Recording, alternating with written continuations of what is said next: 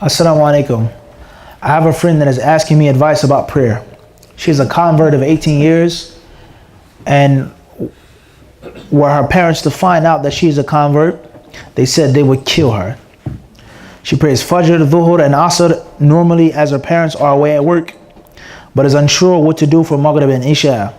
She's afraid to pray them in her room because one time her dad barged into her room while she was praying and beat her. He now regularly checks her room to make sure she is not praying. She wants to know if it would be permissible to pray Maghrib and Isha early before her parents come home, or what would be the best option for her. We discuss prayer while laying down or prayer with the eyes, but are unsure which would be the best opinion in her situation. JAK. I guess they're saying Jazakallahu khairan. Wa alaikum assalam wa rahmatullahi wa barakatuh. Obviously, we make dua for Allah to deliver her from these oppressive people, whatever they may be, Jews, Christians, Hindus, Sikhs, whatever they are. May Allah subhanahu wa ta'ala deliver her from those people. Ameen. My general advice as her brother in Islam would be to move, to leave home. Especially, she's 18 years old. She's not a minor, inshallah. She should leave the house. Okay, if her parents don't have no basic respect for her as a human being, as a person, to barge into her room, to beat her, she's grown. She can't even pray. Okay, I'm not denouncing your idols and your gods that are in the living room, on the wall. I'm not denouncing Christianity and Judaism in front of you, but this is my own conviction in my room. You barge into my room and force me not to pray and beat me. What respect and love do you have for me as your daughter? Let alone religion. Okay, you're Hindus. I reverted to Islam. I don't worship this anymore, this elephant or this idol with nose and arms and this man and woman, this mixture of things, who's your God. I don't worship that anymore, but I don't say anything about it. Hello, how you doing? We eat, I go to school, you go to work. Everybody respects each other. Lakum dinukum waliya din. But for you to barge into my room and try to force me not to pray, my own conviction, something is seriously wrong. So therefore, if the person barges into the room and beats you, if they threaten to kill your own blood, your own flesh, your own liver, your own spleen, your own daughter, your own child, you're going to kill her just because she doesn't want to believe in what you believe in of falsehood? Something's wrong.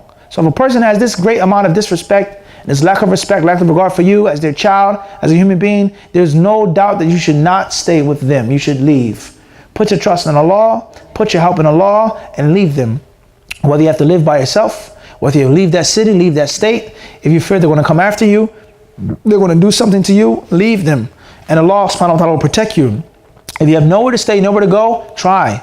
Go to the Muslims. And it's upon the Muslims to help you out, to give you lodging, to give you protection, and to take the necessary means of keeping you safe. You can't threaten to kill someone in the United States or in Canada or the UK. You can't do that, even if it's a different religion. And anyone who threatens your life, that's a serious, major legal offense.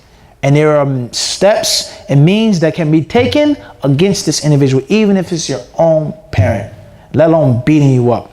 That's the first question, or that's the first part of my answer to the question.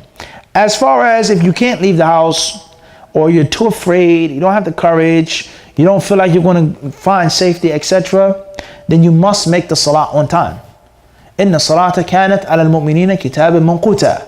The prayer is fixed upon the believers in a set time. So therefore, you have to make the salah on time. Is it permissible to combine a salah? It's permissible to combine a salah even if you're not traveling, but not every single day. You can't do that every single day. Occasionally from time to time. So you can't pray in your room. He's going to bust in your room. He's going to beat you. He's going to threaten you. Nor do we say you can pray with your eyes or pray laying down because you have the ability to stand up. So I would say, can you lock the room? Can you tell them that I'm getting dressed and make the salah in a quick manner? If you can't do it, they're going to keep busting in. They put in a camera or whatever the case may be. And you have to pray in the house at that time. Pray in the bathroom. Go into the bathroom, lock the door, and pray in the bathroom. If they break into the bathroom, you could be naked, you could be undressed, you could be relieving yourself, you could be taking a shower. Then that is clear means and a clear ground for you to leave the house. I can't even stay here. I can't even go to the bathroom in peace. So that's the bottom line.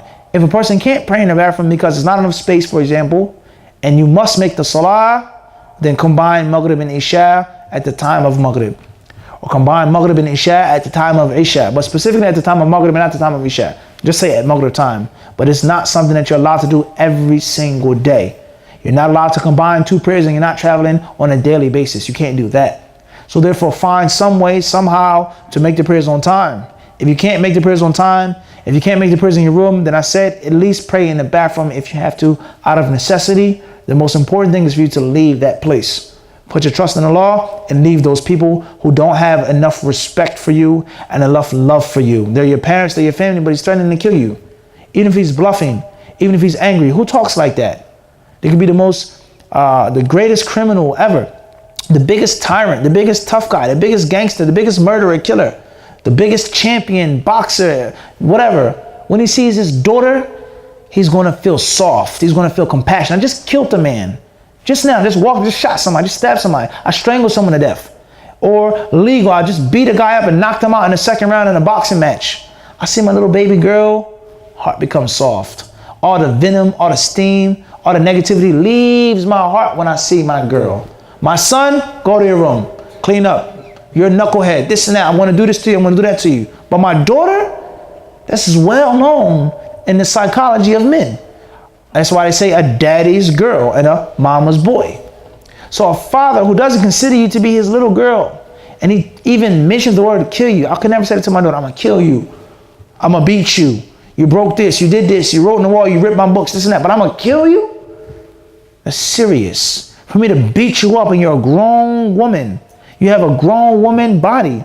How can he even put his hands on you and touch you? You're not a smart child. So that goes to show you that something is seriously wrong. And it's a great amount of religious fanaticism and extreme fervor on their side. You do not need to be living in that environment. You cannot feel safe from them doing harm to you, trying to put black magic or white magic or sorcery on you. There could be many things they can do. Poison you, trick you, brainwash you. So you need to leave that place. And Allah subhanahu wa ta'ala surely knows best. With him is all success.